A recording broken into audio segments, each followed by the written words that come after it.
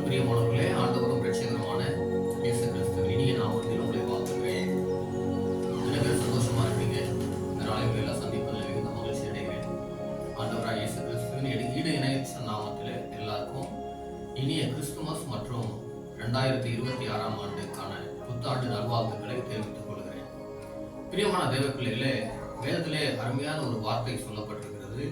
லூக்கா எழுதும் சுவிசேஷம் 2ஆம் அதிகாரம் 10வது வசனத்துல, தேவதூதன் அவர்களை நோக்கி, பயப்படாதீர்கள், இதோ எல்லா ஜனத்துக்கும் மிகுந்த சந்தோஷத்தை உண்டாக்கும் நற்செய்தி உங்களுக்கு அறிவிக்கிறேன் என்று கர்த்தராகிய கிறிஸ்து என்னும் இரட்சகர் உங்களுக்கு தாவீதின் ஊரிலே பிறந்திருக்கிறார். பிள்ளையை துணிகளில் சுற்றி முன்னணியிலே கிடத்தி இருக்க காண்பீர்கள், இதுவே உங்களுக்கு அடையாளம் என்றார். பிரியமானவர்களே, இந்த உலகத்திலே அநேக மக்கள் பிறக்கிறார்கள், மரிக்கிறார்கள். பெரிய பெரிய வல்லுநர்கள், மேதைகள், விஞ்ஞானிகள், பெரிய ராஜாக்கள் அநேகர் அந்த உலகத்தில் பிறந்து மரித்திருக்கிறார். உலகத்தில் பிறந்த ஒவ்வொருவரும் தான் பிறந்த பிறகு அவர்களுக்கு பெயர் சூட்டப்பட்டிருக்கிறார். ஆனால் ஆண்டவராக இயேசு கிறிஸ்துவுக்கு மாத்திரம் அவர் பிறப்பதற்கு முன்பாகவே அவருக்கு பெயர் சூட்டப்பட்டது. அவருக்கு இயேசு என்று பெயரிடுவாயாக, ஏனெனில் அவர் தமது ஜனங்களின் பாவங்களை நீக்கி அவர்களை ரட்சிப்பார் என்று அவர் பிறப்பதற்கு முன்பாகவே தீர்க்கமாக இந்த வார்த்தை சொல்லப்படுகிறது. அது மட்டுமல்ல, எல்லா ஜனத்துக்கும் மிகுந்த சந்தோஷத்தை உண்டாக்குகிற நற்செய்தி. இந்த உலகத்துல எல்லா ஜனம், அது இந்துவா இருக்கலாம், இஸ்லாமியர்களா இருக்கலாம், புத்திஸ்டா இருக்கலாம், அல்ல சீக்கியர்களா இருக்கலாம், எந்த மத நாத்திகரா இருக்கலாம், எல்லாருக்கும் எல்லா ஜனத்துக்கும் மிகுந்த சந்தோஷத்தை உண்டாக்கும் நற்செய்தியை உங்களுக்கு அறிவிக்கிறேன் என்று தேவதூதன் சொல்லுகிறார் என்று கர்த்தராகிய கிறிஸ்து என்னும் இரட்சகர் உங்களுக்கு தாவீதின் ஊரிலே பிறந்திருக்கிறார் என்று சொல்லப்பட்டிருக்கிறது. பிரியமானவர்களே, இயேசு என்றால் இரட்சகர் என்று அர்த்தம். கிறிஸ்து என்றால் அபிஷேகம் பண்ணப்பட்டவர் என்று பொருள். ஆகவே ஆண்டவராக இயேசு கிறிஸ்து நம்மை ரட்சிப்பதற்காக, நம்மை மீட்பதற்காக இந்த உலகத்திலே பிறந்தார். கிறிஸ்து அது கிறிஸ்தவர்களுக்கான தெய்வம் அல்ல. ஆண்டவராக இயேசு கிறிஸ்து இந்த உலகத்துல, முழு உலகத்துல இருக்கிற எல்லா மக்களுக்கும் அவர் ஒரே ஒரு மெய்யான தெய்வமா இருக்கிறார். பைபிள் சொல்லுகிறது, கர்த்தரோ மெய்யான தெய்வம், அவர் ஜீவனுள்ள தேவன், அவர் நித்திய ராஜா. அவருடைய கோபத்தினால் பூமி அதிரும், ஜாதிகள் அவருடைய உக்கிரத்தை சகிக்க மாட்டார் என்று எரேமியா 10ஆம் அதிகாரம் 10ஆம் வசனம் சொல்லுகிறது. பிரியமானவர்களே, ஆண்டவராக இயேசு கிறிஸ்து அவர் நேற்றும் இன்றும் என்றும் மாறாதவராக இருக்கிறார். உண்மையுள்ள தேவன், அவர் பொய்யுரையாதவராக இருக்கிறார். பிரியமானவர்களே, அவர் நம்ம எல்லாம் மீட்பதற்காக, நம்ம எல்லாம் ரட்சிப்பதற்காக அவர் விண்ணுலகை விட்டு இந்த மண்ணுலகத்திற்கு வந்தார். மனித அவதாரம் எடுத்து வந்தார்.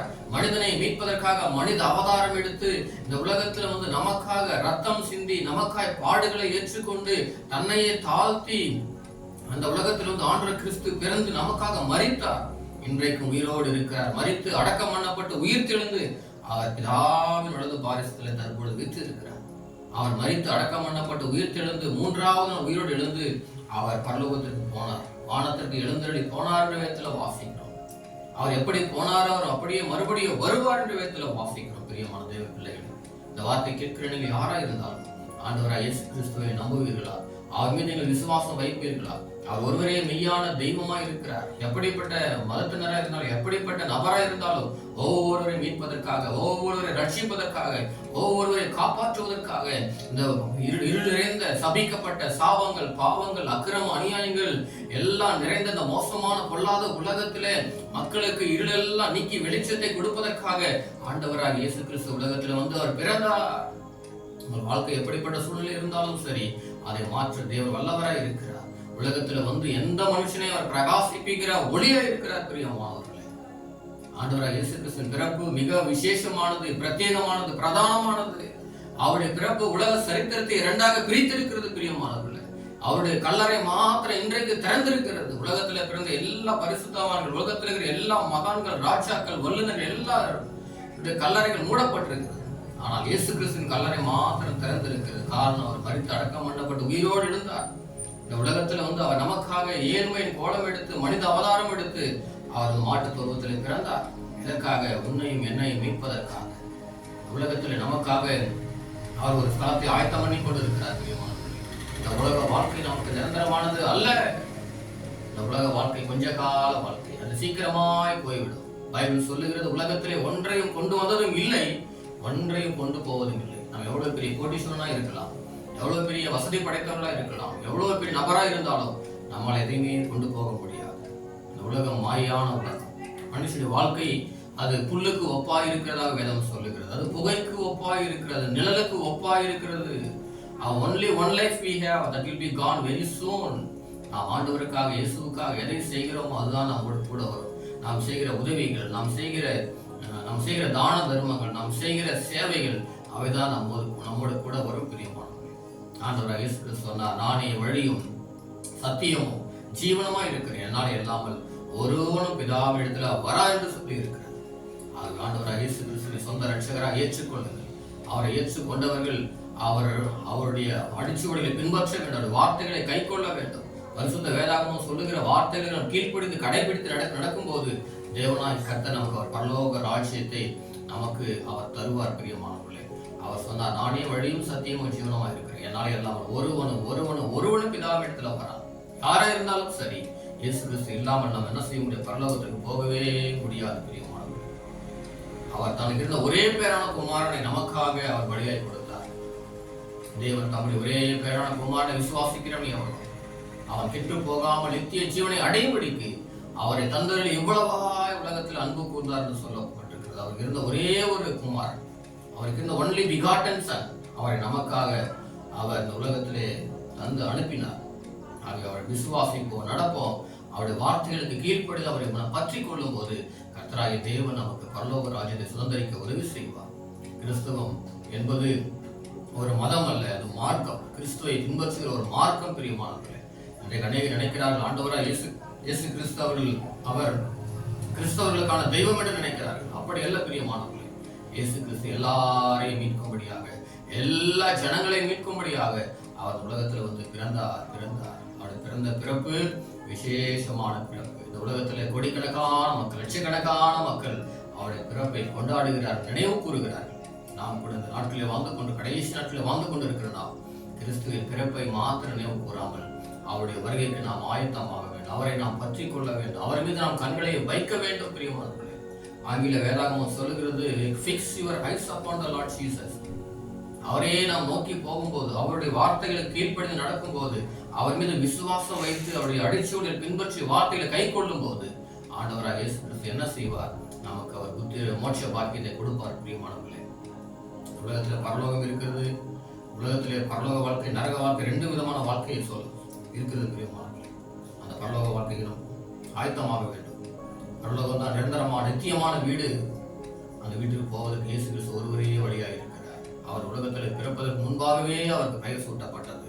அவர் பிறப்பதற்கு முன்பாகவே அவர் பிறப்பார் என்பது தீர்க்க தரிசனமாக சொல்லப்பட்டிருக்கிறது வேதத்திலே. பிரியமானவர்களே, ஏசாயா தீர்க்கதரிசன புத்தகம் 9:6 வாசிக்கிறோம். நமக்கு ஒரு பாலகன் பிறந்தார், நமக்கு ஒரு குமாரன் கொடுக்கப்பட்டார், கர்த்தத்துவம் அவர் தோளின் மேல் இருக்கும், அவர் நாம் அதிசயமானவர், ஆலோசனை கர்த்தா, வல்லமையுள்ள தேவன், நித்திய பிதா, சமாதான பிரபு என சொல்லப்பட்டிருக்கிறது.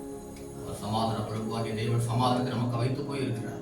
அவர் நித்தியமான தேவனாய் இருக்கிறார். அவர் அதிசயமானவர்.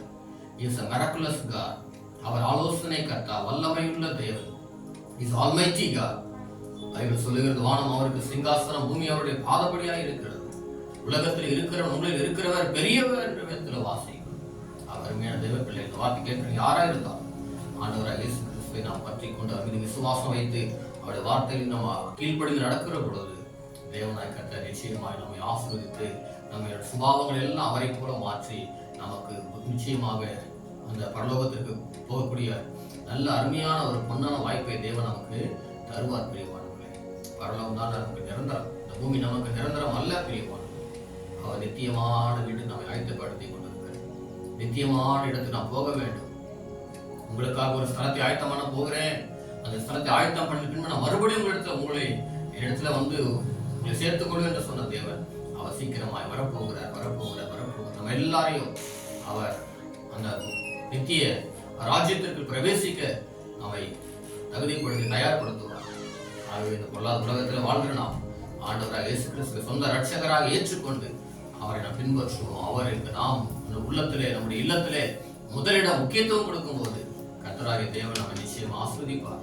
உங்கள் துக்கங்கள், பாடுகள், உபத்திரங்கள் எல்லாம் எல்லாவற்றையும் மாற்றி உங்களை ஆஸ்வதிக்க வல்லவராய் இருக்கிறார். வேதம் சொல்லுகிறது, உங்கள் துக்கம் சந்தோஷமாய் மாறும் என்று சொல்லப்படுகிறது.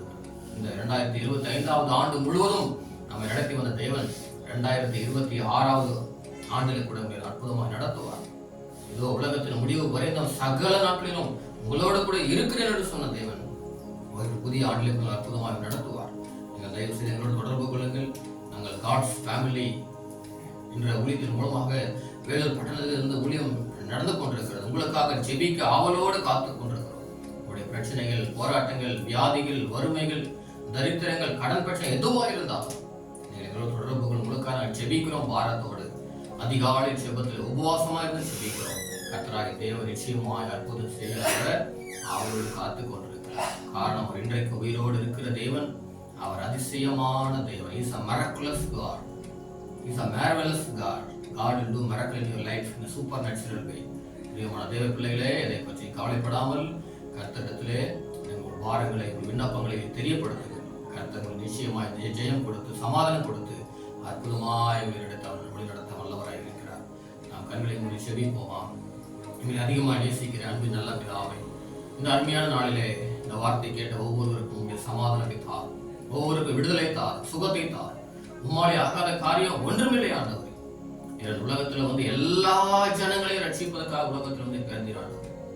தேவதூதன் சொன்னதை போல எல்லா ஜனத்துக்கும் மிகுந்த சந்தோஷத்தை உண்டாக்கும் நற்செய்தியை உங்களுக்கு அறிவிக்கிறேன். எக்ஸீடிங் ஜாய், மிகுந்த சந்தோஷத்தை உண்டாக்கும் நற்செய்தி ஆண்டவரே உலகத்தில் பிறந்ததுதான். ஆண்டவரே உண்மையான உறுதியை பற்றி கொண்டு சாட்சியாய் வள கிருபை செய். உலகத்துல மக்கள் ரட்சிப்புக்காய் செபிக்கிறோம். அநேக மக்களுக்கு உண்மை பற்றி சொல்லி தலான ஆத்துமாக்களை ஆதாயப்படுத்த உதவி செய்யும். இந்த வார்த்தை கேட்ட எல்லாரையும் ஆசீர்வதியும் மனக்கங்களை திறந்துடும். எங்கள் உள்ளத்துல இல்லத்துல எப்போதும் நீர் தங்கி இருங்கப்பா. உமக்கு மாத்திரம் நான் முக்கியத்துவம் முதலிட கொடுக்கும். உண்மையே பற்றி கொண்டு சாட்சியாய் வளர்ப்போம். தேவன் தாமே ஆசீர்வதியும். இந்த ஆண்டு முழுவதும் நடத்தி வந்த தேவன் 2026 ஆண்டுல கூட எங்களை வழிநடத்துங்க, ஆசீர்வதிங்க, பெரிய காரியம் செய்யுங்க. உம்மாலே ஆகாத காரியம் ஒன்றுமில்லை. எல்லாவற்றையும் செய்ய வல்லமையுடைய தேவனாக இருக்கிறேன். எங்களை வழிநடத்தி ஆசீர்வதிங்க. நடந்து வருகிற காட்ஸ் ஃபேமிலி ஊழியத்திற்காக நன்றி. அநேக மக்கள் இந்த காட்ஸ் ஃபேமிலி ஊழியத்தின் மூலம் இணைந்து அற்புதங்களை பெற்று வருகிறார்களா?